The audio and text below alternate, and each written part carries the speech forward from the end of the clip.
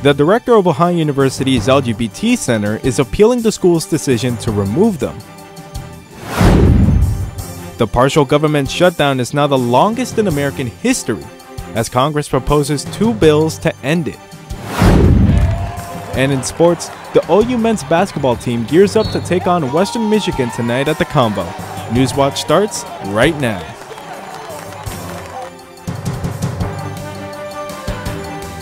Broadcasting live from WOUB TV in Athens, this is Newswatch. I'm Ben Schwartz, thanks for joining us. With rain in the forecast and a cold front set to move in, the roads could turn dangerous. Newswatch reporter Taylor Bruck is live with how the city of Athens is preparing. And it has been raining all day today, and there's a chance that rain is going to turn to snow and ice as it gets colder tonight. As of now, there is no chance of precipitation Thursday, Friday, and Saturday, but heading into next week, snow is on the forecast. Athens is ready, though. Assistant Director of Public Works Andrew Darty says the city takes action to combat the ice before it comes. In the mornings, typically before your workday starts between 6 and 7:30, and we salt those as well as best we can. We always try to make sure that we are prepared and ready to go whenever we see a snowstorm come in. Weather forecaster Taylor Nimmo gives us a look at what the rest of the forecast looks like. Yeah, thanks Taylor. Hopefully you were able to stay dry today because it's pretty much been raining on and off all day today. It's looked a lot like this, but overnight we're going to see this rain turn into a little bit of a rain-snow mix. We should be continuing with the rain until about 5 a.m. That's when we're going to start to see those snow chances kick in, and this could cause for some problems for your commute to work tomorrow. Some icy roads could be possible, so keep this in mind and plan ahead. Give yourself a little bit of extra time on your way to work tomorrow, or if you're taking the kids to school. Now also the National Weather Service has issued a flood watch for Athens County, and now this is active for until tomorrow morning at 10 a.m. and we're expecting about up to an inch of rain in just the next 24 hours in Athens County. So make sure you stay dry, grab your umbrellas because the rain is going to stick around throughout the rest of the evening into tomorrow. However, after that, we should see it clear out and you should be good for the rest of your Thursday with just some overcast skies.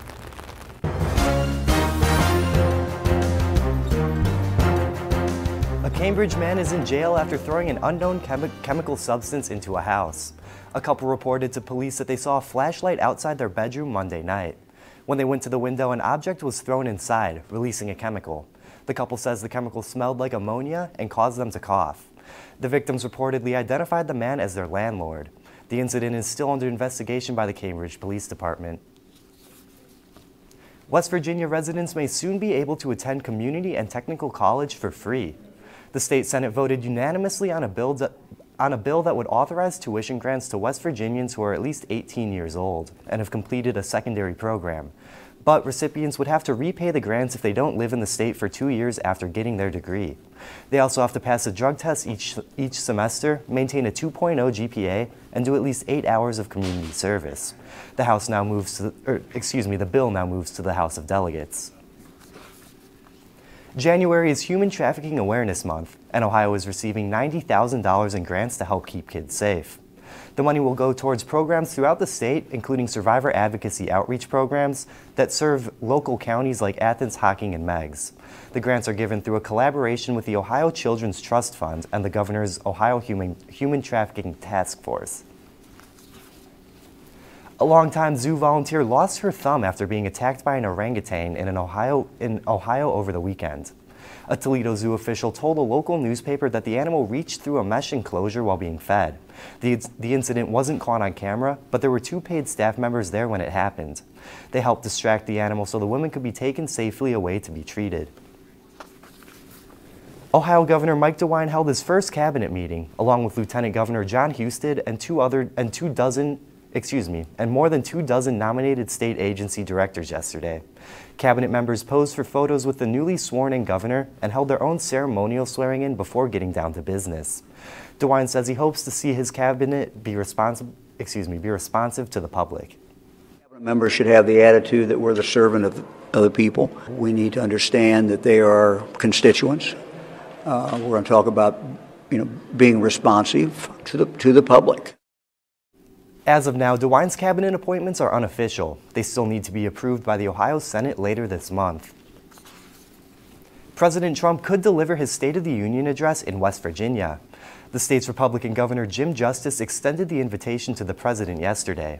Governor Justice says, quote, "Giving the speech in a state full of people who love their country would truly reflect his focus on the forgotten men and women of America."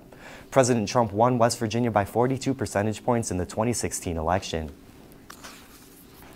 The federal government shutdown hits close to home. The government says 7,000 Ohio workers cannot collect unemployment. That story, plus teachers in Los Angeles are back in school today. What exactly is included in the deal when Newswatch returns? WOUB is member-supported public television. Your contribution keeps WOUB available in your community. Become a member with a gift of $60 or more for access to stream more than 1,000 of your favorite PBS programs through WOUB Passport. Programs like Nature, Sherlock, and all episodes of Downton Abbey and Victoria. Pledge now at WOUB.org. And thank you. This is a box that showed you a world beyond your own. It was just a box. But the world has changed, and so have we. And now the box can be almost any size or shape. And you decide what you want to explore. Anytime, any place. Break out of the box with PBS. Well, if you love TVC basketball action as much as we do, well then we got the show for you, Hardwood Heroes. Come along with us as we will be breaking down all the action every week. It airs Sundays at 11 p.m. and again Mondays at 6 p.m.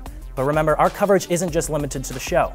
We have content being posted all week long on our Twitter, Facebook, and even Snapchat. We will also have written recaps posted on our webpage and video recaps on our YouTube channel. So check those out as well.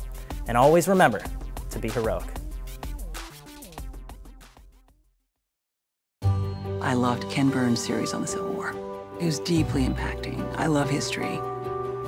To have those stories told through these letters, through stories of love and loss, it rewrote the book on how to tell a story. When television was invented, there were a lot of people who had dreams about what it could do. I think PBS still aspires for and often succeeds at reaching the highest ideals of what television could be.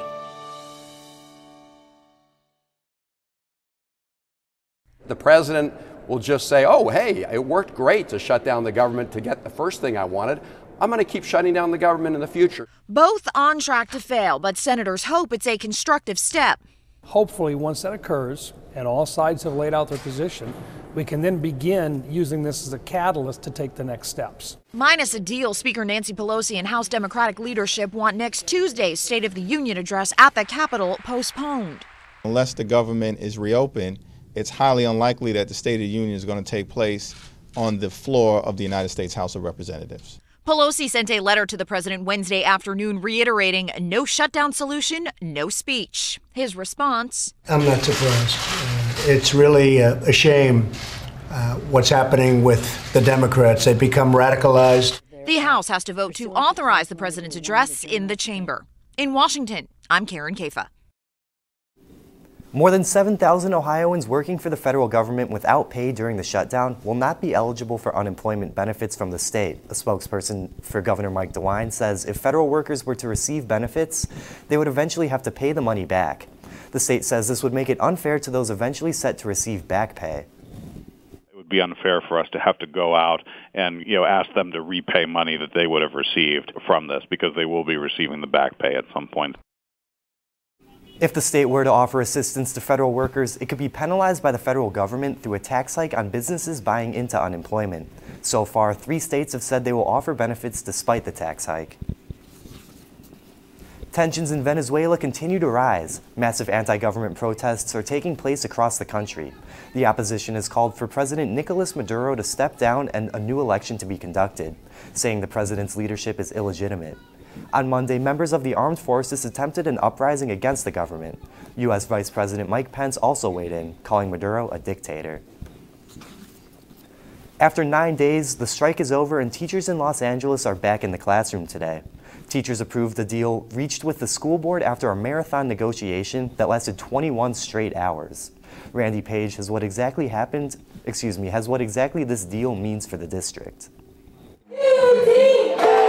Cue the band. Leaders with the teachers union and the district reached a tentative agreement just before the sun came up this morning. It calls for a 6% pay increase, 4 fewer students in each class by 2021, nurses 5 days a week in all schools, full-time librarians in all schools by 2020, and at least 17 more full-time counselors starting in October. It's time for a new day in public education in Los Angeles. That new day begins now. This is not the end. This is the beginning of making sure that LA gets the schools that they deserve. They were dancing in the street in front of City Hall. Ashley Sousa's son is in kindergarten. I'm glad we came to an agreement. He misses school, and I don't want him to miss any more. But teachers, nurses, and psychologists we spoke to were a bit more tentative. Randy Childs teaches high school math. It's a really weird position because it feels like we should celebrate because it sounds good. I really want to see the details so that we know exactly what we got. And I'm sure it's just the beginning of a long struggle to keep fighting for the schools our kids deserve. Lori Bernhardt is a school psychologist. Everyone wants to be back with their kids and are happy that the teams came together. Alice Bezaramos was on the picket line 30 years ago for the last strike. She says this one has been much different. Before, she was fighting for no lunch duty and higher pay. Today, she says, the struggle is for the future of public education. I'm fighting for that today, for social justice, everything, so it meant a lot to me this time. Jocelyn is a second grader with a simple birthday wish: to spend time with her teachers, to go back to class, and have the best 8th birthday ever. It looks like you're going back to school. What do you think? I love it. You gonna get your birthday wish? Yes.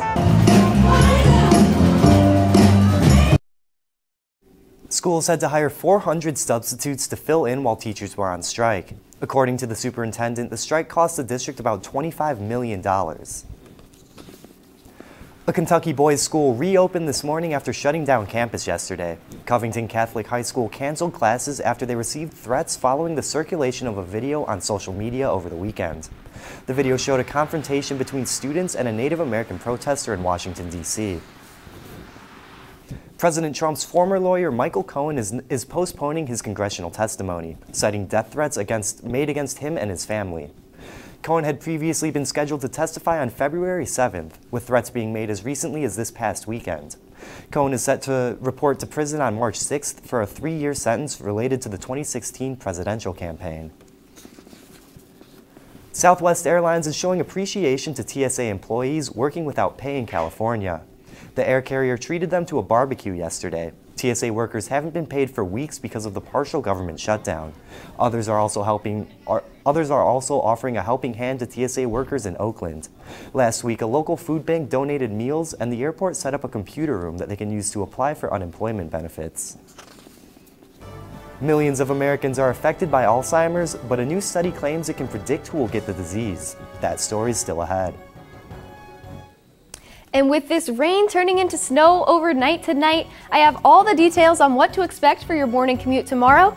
Coming up next in your full extended forecast, but first, here's a look at stocks of local interest.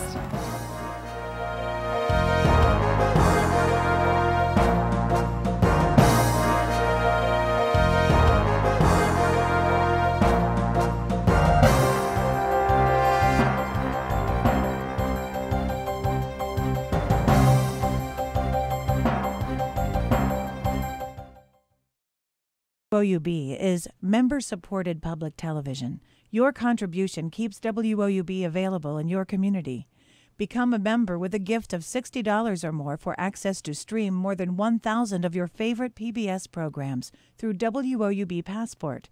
Programs like Nature, Sherlock, and all episodes of Downton Abbey and Victoria.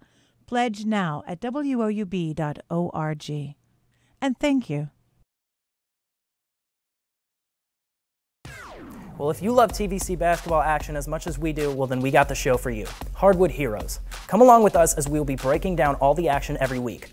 It airs Sundays at 11 p.m. and again Mondays at 6 p.m.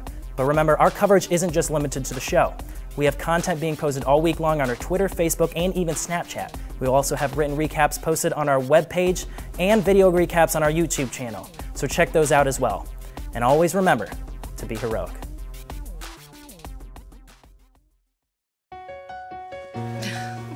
What are you doing? Possibilities. Your day is filled with them. Reach up, energy in the fingertips, collapse. TV, play Downton Abbey. And PBS helps everyone discover theirs.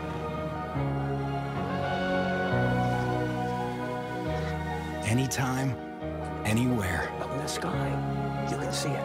PBS, we're with you for life. PBS had a special on Pearl Harbor, and once Landon started watching the show about the Arizona, he completely became fascinated. That's Donald Stratton, and that's me. And then his Christmas wish this year was to meet Donald Stratton, one of the survivors from the Arizona. So good to see you, buddy. Everything that Landon has learned from PBS, it's immeasurable. This is for you. Thank you, big guy. He is living proof of the effect that PBS has had on his life.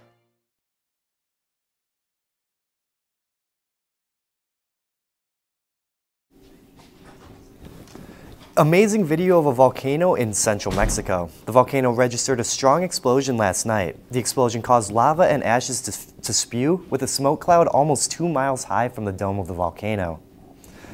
Authorities have asked locals to stay in their homes, and no injuries have yet been reported.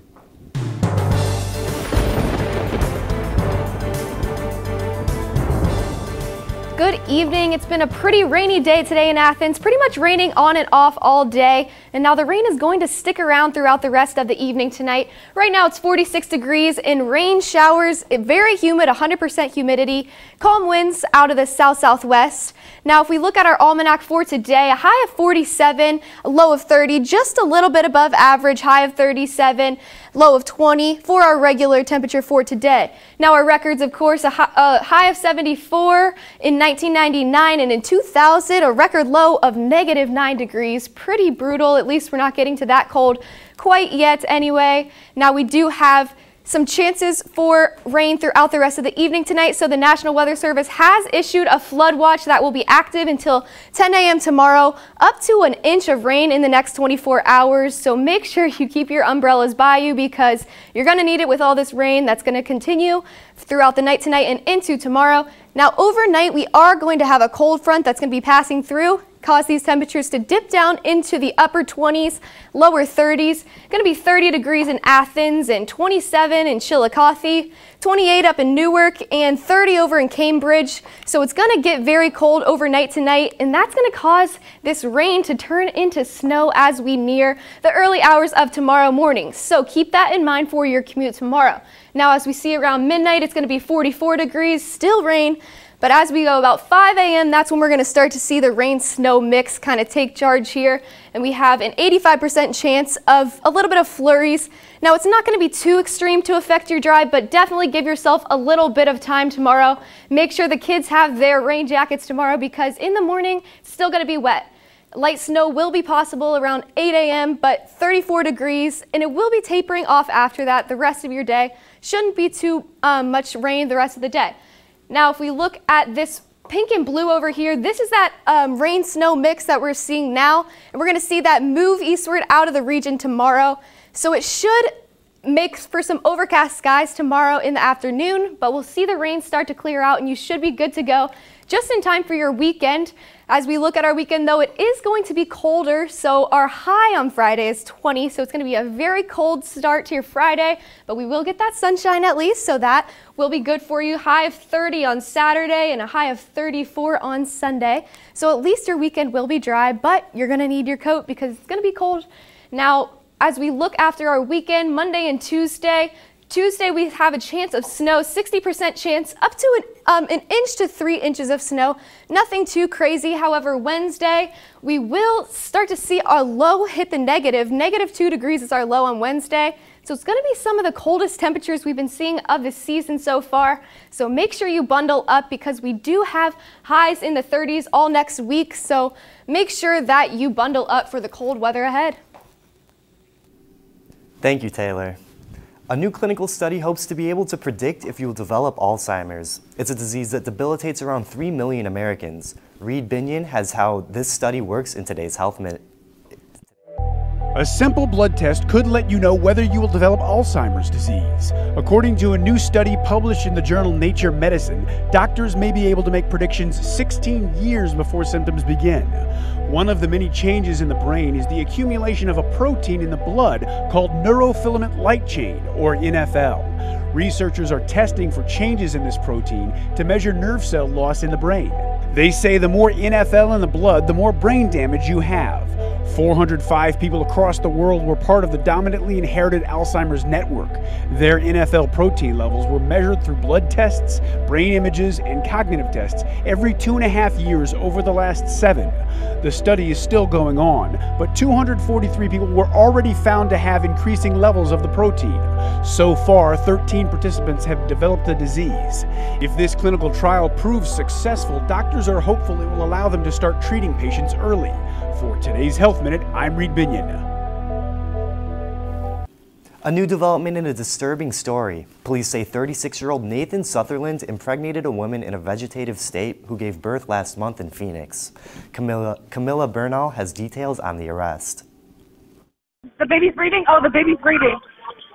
When a woman in a vegetative state gave birth to a baby boy, Phoenix police began investigating. We have worked virtually nonstop every day, every night, 7 days a week, trying to solve and resolve this case. Police arrested 36-year-old Nathan Sutherland, a licensed practical nurse who was caring for the woman at Hacienda Healthcare Facility. He was identified in part thanks to DNA technology. It was checked, rechecked, triple checked, quadruple checked. Sutherland is charged with sexual assault and vulnerable adult abuse. There's no direct evidence that Mr. Sutherland has committed these acts. I know at this point there is DNA. Mr. Sutherland will have a right and have his own DNA expert. The parents of the victim released a statement Tuesday saying their daughter has significant intellectual disabilities, but has some ability to move and responds to sound.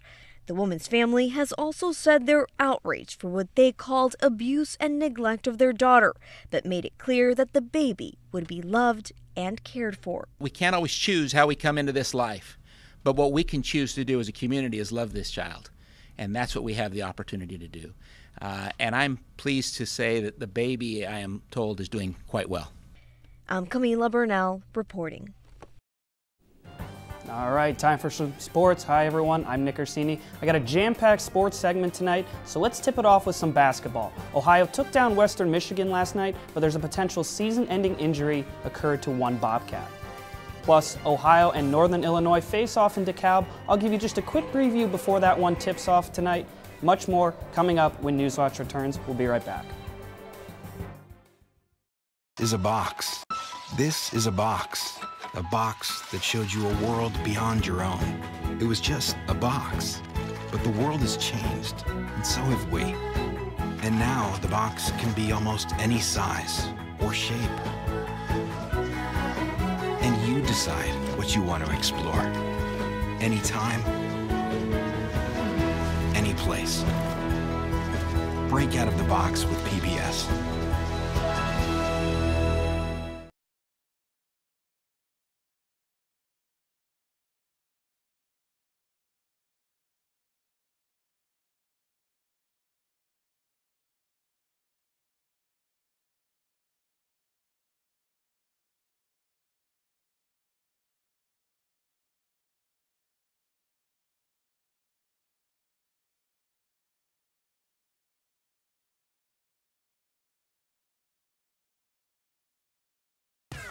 Well, if you love TVC basketball action as much as we do, well then we got the show for you. Hardwood Heroes. Come along with us as we will be breaking down all the action every week.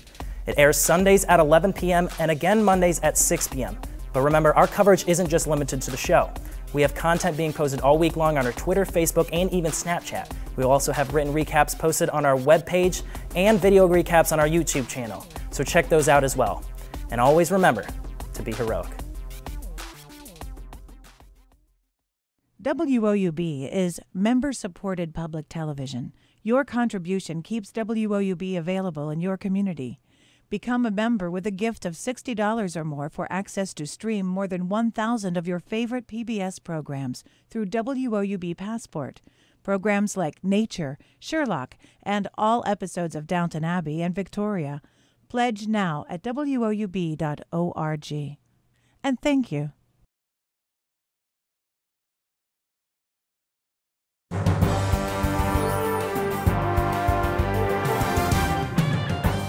All right, welcome back. I'm Nick Orsini. A team-high 16 points from senior guard Gavin Block, and Ohio erased a 14-point deficit, defeating Western Michigan 81-76 Tuesday night. Block was 5 of 9 from behind the arc with 5 assists and 3 steals. Jason Preston had a career-high 9 assists, but the big story of the night was redshirt junior guard James Gollin. Gollin had 13 points, but in the second half he caught a pass, tried to make a move, and he stumbled. He was carried off to the locker room by his teammates, and after the game, head coach Saul Phillips described it as a torn Achilles.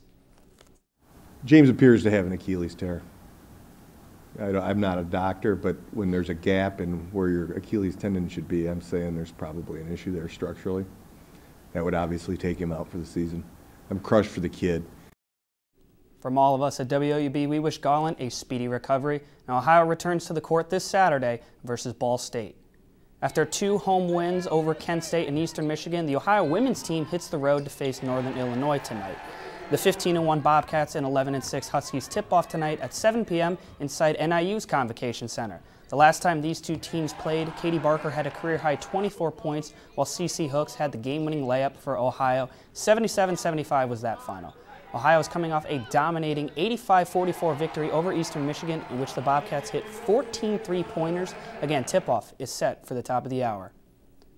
Sticking to the hardwood, there were 3 games in Hardwood Heroes coverage last night.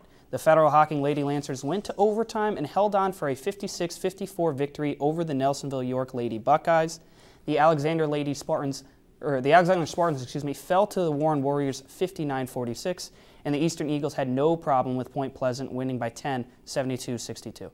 No games tonight, but remember, you can find the latest news about all things TVC basketball on our website, woub.org. Now, the 9-39 Cleveland Cavaliers hit the road tonight to face off against the Boston Celtics. All signs point to an easy Boston victory tonight, as the Celtics have won 4 in a row and 9 straight inside TD Garden. But some good news for the Cavs. Former teammate Kyrie Irving is out for tonight's game with flu-like symptoms. Now, the last time these two teams faced off, it was ugly. Boston won by 33. The Cavaliers lost at home on Monday by 16 to Chicago, who only has 2 more wins than the Cavs do this season. The Cavs have lost 9 of their last 10 games, and tip-off is set for 7:30. Now, tomorrow night is the return of Sports Beat on 1340 AM WOUB. Host Lucas Moore and Russ Heltman welcome sports writer Brandon Robinson in studio, plus Ohio men's and women's basketball team mid-season update, and the guys discuss some TVC basketball action. You don't want to miss the show, you know the drill. 6 p.m. tomorrow night, 1340 AM WOUB. All right, that is a wrap. And for me and for sports tonight, I'm Nick Orsini. Ben, back over to you. Thank you, Nick. A bear cub found orphaned is getting a second chance. Wildlife officials posted a video of state game wardens rescuing this tiny cub from a tree. Officials say the cub weighed only 10 pounds. But don't worry, the cub is now in the hands of a black bear expert in New Hampshire.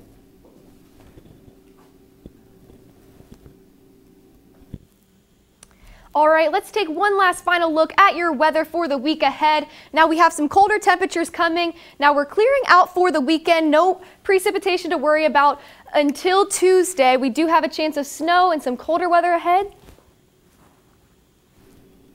Thank you, Taylor. And that does it for our broadcast this evening. Thanks for watching. I'm Ben Schwartz. Stay tuned for the PBS NewsHour and have a great night.